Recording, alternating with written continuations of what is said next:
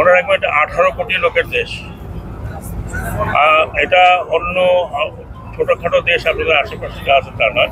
আপনারা আমাদের এখানে ভিন্ন ধর্মাবলম্বীর কথা বলেন, নিজের দিকে তাকালে বোধ ভালো হয়, কিন্তু ওনারা যদি পায়ে পড়ে ঝগড়া করেন তাহলে বাংলাদেশের লোক তো আর কোনোদিন ওই দেশমুখী হবে না।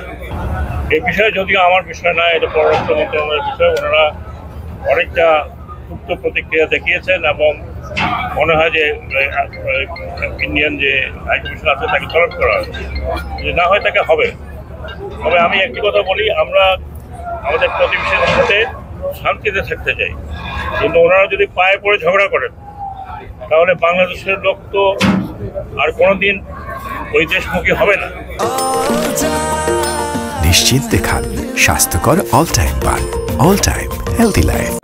এবং ওই দেশের প্রতি যে আমাদের একটা বন্ধুত্ব সুলভ ইয়ে ছিল, এটা খারাপ করছিল না ওনাদের কারণে। কোনো কারণ নাই যে এই সমস্ত করার। আমাদের দেশে যারা আছেন অন্য ধর্মাবলম্বী, তারা আমাদের না করে আমরা তাদের ভালো মন্দ সবাই দেখছি। সরকারের কাজই হলো এটা।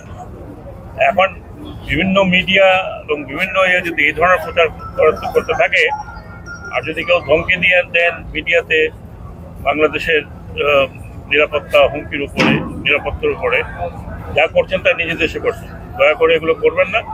আমরা একটা বন্ধুত্ব ভাবাপন্ন নিয়ে থাকতে চাই, কারণ আমরা আপনারা জিওগ্রাফিক্যাল নেইবার। কিন্তু যদি বাংলাদেশকে এইভাবে হেনস্থা করতে থাকেন, মনে রাখবেন এটা 18 কোটি লোকের দেশ। এটা অন্য ছোটখাটো দেশ আপনাদের আশেপাশে যা আছে তা নয়।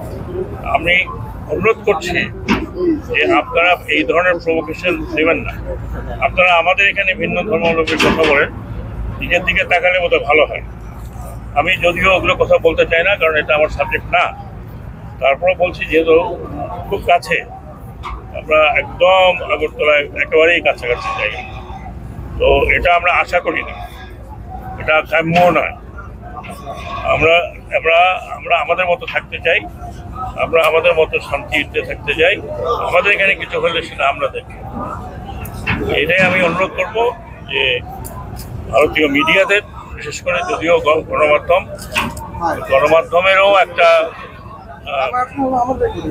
একটা সীমারেখা আছে, তারা যেন তাদের লোককে উত্তেজিত না করে এবং তারা যেন উত্তেজনা সৃষ্টি না করে, এটাই আমার অনুরোধ।